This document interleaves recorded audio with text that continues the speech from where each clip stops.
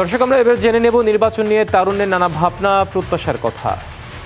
একজন মেয়ে হিসেবে চাই যে আমাদের মেয়েদের নিরাপত্তা। আমরা নতুন ভোটার, আমাদের জন্য সরকার পতন হয়েছে, আমাদের নিজেরা কাজ করবে, তাদেরকে ভোট দেবো। আমি তাকেই ভোট দিব যে টাঙ্গাইলের উন্নয়ন করবে, টাঙ্গাইলের রাস্তাঘাট, তারপরে যে মেডিকেল কলেজ আছে আমরা জানি ঠিকঠাক মতো সেবা পাই, আমরা তাকেই ভোট দিব। আমরা সুষ্ঠু, শান্তি এবং শৃঙ্খলার সাথে সুন্দর একটি নির্বাচন প্রত্যাশা করছি। বর্তমানে এমন একজন প্রার্থী চাচ্ছি যে এই দুর্নীতির বিরুদ্ধে কাজ করবে এবং কি শিক্ষার মান উন্নয়নে কাজ করবে। নতুন প্রজন্ম সবাই মনে করে একটা গ্রহণযোগ্য এবং একটা সুস্থ নির্বাচন হবে, এটাই সবার প্রত্যাশা। এর আগে আমি কখনো ভোট দিই নাই, তো যারা আমাদের রাস্তাঘাট উন্নয়ন করবে এবং আমরা যে স্টুডেন্ট আমাদের লেখাপড়ার পাশে দাঁড়াবে, যারা গরিব দুঃখী আছে সাহায্য সহযোগিতা করবে এবং উন্নয়নমূলক কাজ যে করবে তাদেরকে আমরা ভোট দিব। সমাজকে সন্ত্রাস মাদক মুক্ত সমাজটা গড়ে তুলবে, আমি সেরকম প্রার্থীকে ভোট দিয়ে, মূল্যবান ভোট দিয়ে জয়যুক্ত করব ইনশাল্লাহ। জনগণের নির্বাচিত একটা সরকার যদি যায় এবং সে জনগণের কাছে প্রতিশ্রুতি দেবে